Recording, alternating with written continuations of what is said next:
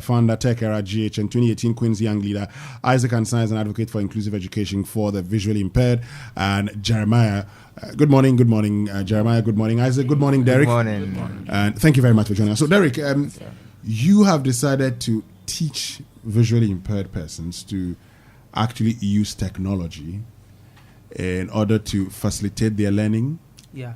Tell me how you do that. Yeah. So we believe that it's possible for visually impaired students to use technology. That's computers and smartphones, the normal computers we use, and it's possible for them to use it. We believe that it empowers them and makes them about 80% more independent, provides more inclusive education for them. It empowers them to move to tertiary institutions and even give them the opportunity to get jobs. Because right now, in the world that we live in, no one wants to employ anyone who cannot use IT materials or use computers. And so we transport Ashesi students every day from Ashesi University to Ekropon School for the Blind, who teach their classes for 2 hours, so that by the end of their schooling, they can be able to use computers easily, use smartphones easily, so that they can use WhatsApp, Facebook, use Uber, use Google Maps. Even when they are home, they can still shop online, and they are empowered, and they feel more included in this world.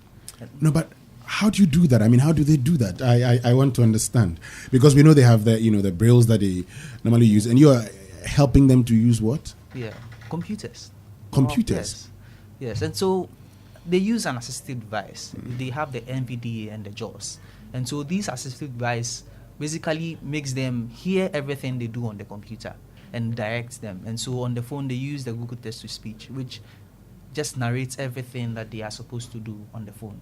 And so I think that the braille, we've been using braille for so many years. The braille was invented in the 1800s. It has not promised them a better future, and I don't think it will ever promise them a better future. How can you use braille on WhatsApp? It's never possible. How can you use braille to type notes? One braille costs about 4,000 cedis, which is too much. We spend so much money on braille materials, which when someone brings a braille material, you cannot read. Then how do you work with this person? But if the person can type, the person can send you a message, you can work with the person. And so why do we limit ourselves to something that does not promise them of? So how do you send those messages then?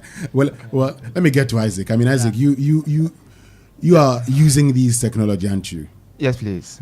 So how do you send a message? Yeah, just as my brother Derek said, it is all done by the use of an assistive device by name JAWS or NVDA.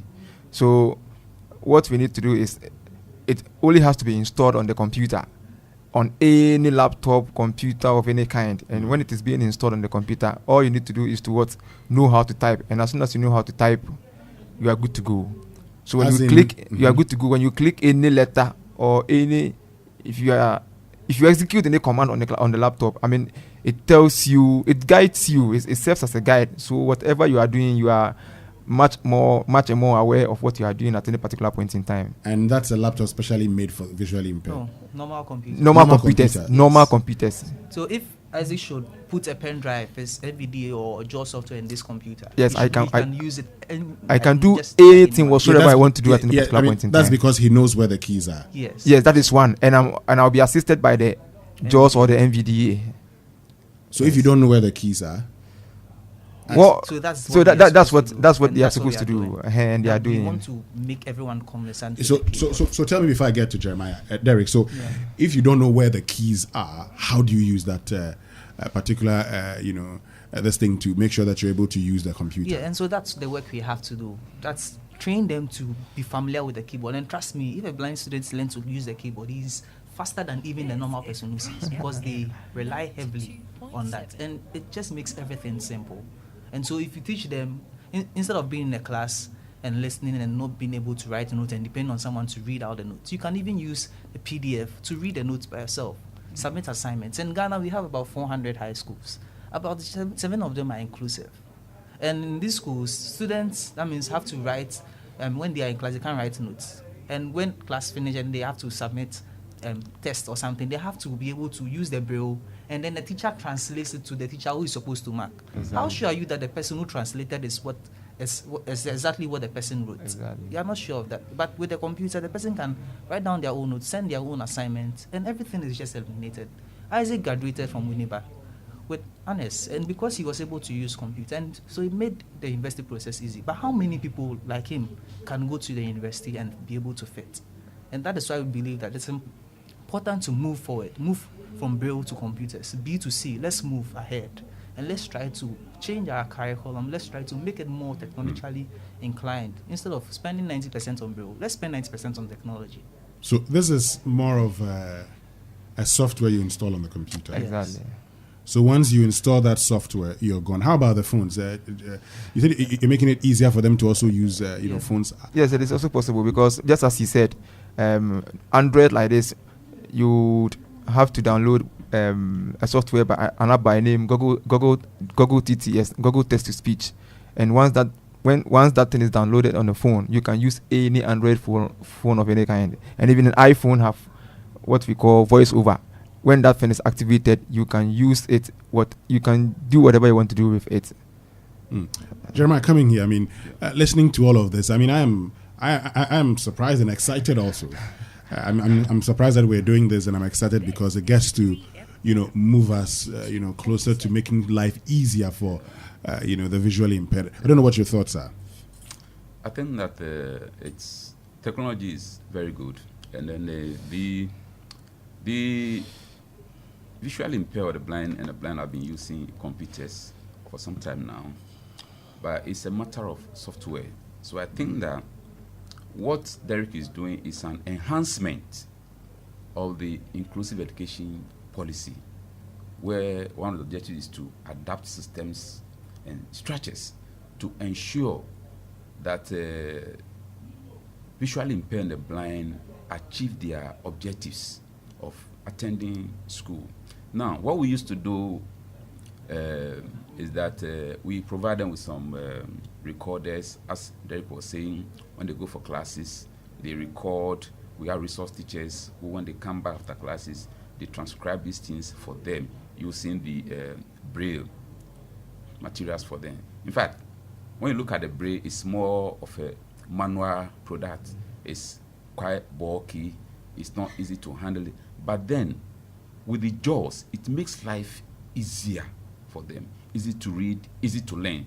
So I think that it's an enhancement, but we cannot actually do away with the Braille entirely. Yes. So this comes to enhance their teaching and learning. Well, but I'm sure that what Derek would want to see eventually is moving away from the Braille, isn't it? We agree with that. Yeah. Yes, moving away. So every day you go and teach them. You're part of those who go to teach them. So we have tutors and dedicated, committed tutors from Ashesi University who are students and take 4 hours a day out of their schedule to go to the school and serve the students.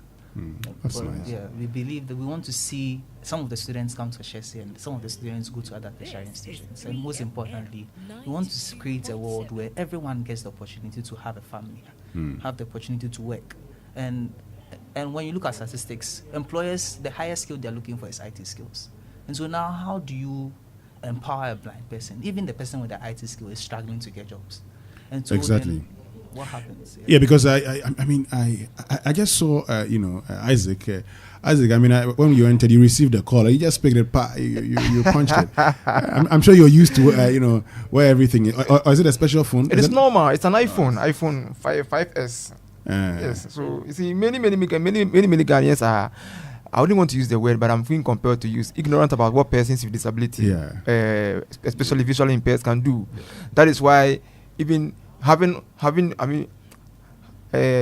acquiring all these skills, most of them still remain unemployed, because if just as we are discussing here, if somebody tells you that a visually impaired person can type with Microsoft Word, with Excel, PowerPoint, it will be very very difficult for people to believe. But you see, it's a reality. Unless you've not seen it, it's a reality. What I've been saying is that if a person of that kind should apply for any particular job of any kind, you just give such a person an opportunity to exhibit his or her talent, to see whether he or she wouldn't prove you wrong. That's true. That is our point. That's true. You must definitely give all persons an opportunity based on their competencies. You don't need to, discriminate against somebody because it's visually impaired. I totally agree with you, on that. But finally, Derek, And let me say congratulations for you for giving it a thought to do this kind of thing. Finally, from you, and then we get to Isaac and Jeremiah. Yeah, so I think that it's time for us to be able to think about the future of our visually impaired friends and brothers, and say that we need to empower them. Why don't we start thinking about creating opportunities for them? Why don't we start thinking about donating into technology for them? Right now, people think about buying brailles, invest so much money into braille machines, when you can actually buy about 15 computers instead of buying one braille machine. And so if you can buy even smartphones for these visually impaired, and we are currently running a program where we want to train the graduates of Ekropon School for the Blind to use smartphones, the 40 students. So before they come out, everyone should be able to use a smartphone.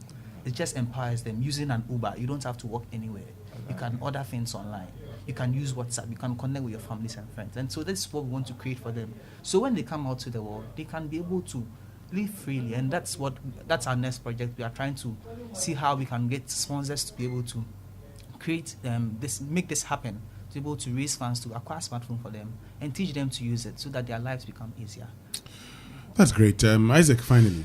Yeah, I will also use this opportunity to also appeal to the government to come in, because just as Derek indicated, it all has to do with money. And you see, if the government has been able to implement the free SHS policy, I believe that persons with disability, especially visually impaired, will also have to benefit in one way or the other. So all what we are saying here has to do with money. The government should also come in, because if we are empowering the visually impaired or persons with disability in the field of technology, you see, acquiring some of this sophisticated equipment is something. It's expensive. So the government can also, support in a way. Let's say by reducing the cost so that each and everybody can also afford it. Okay. Yeah. Jeremiah, finally. Yes, I think that it's a worthy cause, and then we in government are doing something already, and I think that it's time for us to also support this new development by Derek and his group, and then also I'll take the support to also appeal to our stakeholders in education to support this worthy cause whenever we get to their doors and appeal for these things, because Ekropon is not the only institution that we have. Yeah. We have WA, Methodist School for the Blind. We have other units too across the country, which we all need these applications to enhance teaching and learning in the schools. All right. Thank you very, very much, Derek, Omari, Isaac, and Jeremiah, for joining us. We're very grateful, and we'll be monitoring and offer any support that is needed to ensure that we're able to achieve this. We're able to achieve.